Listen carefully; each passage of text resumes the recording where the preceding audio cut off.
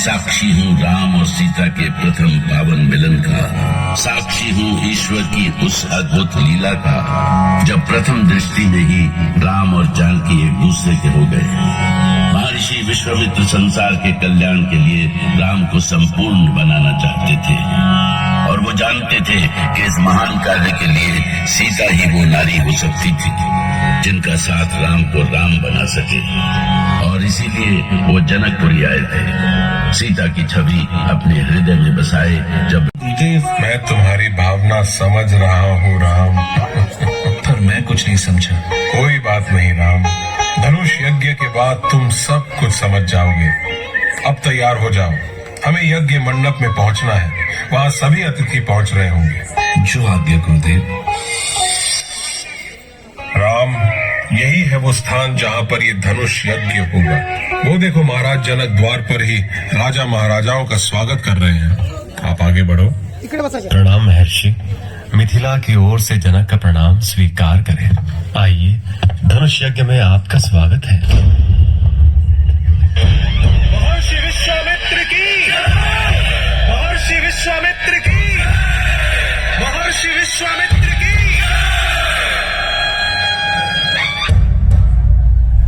मैं आपके आगमन से धन्य हुआ महर्षि। आपके आशीर्वाद से हमारी मनोकामना अवश्य पूर्ण होगी। अवश्य होगी महाराज। फिर हमारे साथ राम और लक्ष्मण भी तो है। जहाँ इनके चरण पड़ते हैं वहाँ सब शुभ ही होता है। अहो भाग्य हमारे महर्षि। आइए, मंडप में पधारिए। जनक सुता सीता के स्वयंवर के लिए भव्य मंडप सजाया गया था। मंडप ऐसा था जैसा देवराज इंद्र का दरबार। कितने ही देशों से आए राजा महाराजा अपने अपने आसनों पर विराजमान थे। वेद मंत्र पूरे मंडप में गूंज उठे।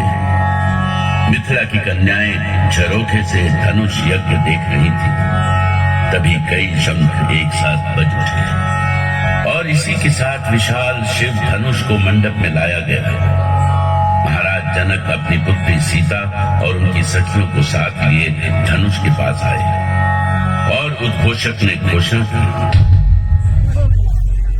संपूर्ण संसार के पराक्रमी राजाओं और राजकुमारों, महाराज जनक ने प्रतिज्ञा की है कि जो वीर साक्षात महादेव के इस पिता धनुष पर प्रत्यंचा चढ़ा सकेगा, उसके साथ मिथिलापति महाराज जनक अपनी पुत्री राजकुमारी सीता का विवाह करेंगे। वहां उपस्थित सभी राजे महाराजे एक से बढ़कर एक शक्तिशाली थे। जब वो शिव धनुष को देखकर हुंकार करते थे तो जान पड़ता था जैसे वो उसे फूल की तरह उठा लेंगे, पर शिव धनुष इतनी आसानी से न उठ सका। क्या ऐसा संभव था? शंभू धनुष के आगे सभी राजा महाराजा का बल ऐसे उड़ गया जैसे सूरज की पहली किरण के सामने ओस की बूंदें उड़ जाती हैं। एक एक कर सब राजा महाराजा हार कर निढाल हो गए। क्या आप सब राजा महाराजाओं में ऐसा एक भी वीर नहीं जो शिव धनुष पर प्रत्यंचा चढ़ा सके, जो धनुष यज्ञ पर खरा उतरकर मेरी पुत्री जानकी को वर सके? आप लोग सोच क्या रहे हैं? आगे बढ़िए। और कहाँ खो गया आपका पौरुष, कहाँ खो गया आपका आत्मसम्मान? मुझसे वीरों का यह अपमान और नहीं सहा जाता गुरुदेव। ऐसे अपमान को चुपचाप बैठकर सहने से तो मैं मृत्यु को गले लगाना अच्छा समझूंगा। मैं समझता हूँ लक्ष्मण, पर इसमें महाराज जनक का कोई दोष नहीं। वो अपने माथे पर पुत्री को अविवाहित रखने का कलंक झेलने की कल्पना से टूट गए, क्योंकि शिव धनुष पर प्रत्यंचा चढ़ाने की बात तो दूर, अभी तक कोई वीर उसे हिला तक नहीं सका। मिथिलेश कुमारी वरमाला लिए इसी ओर देख रही है गुरुदेव।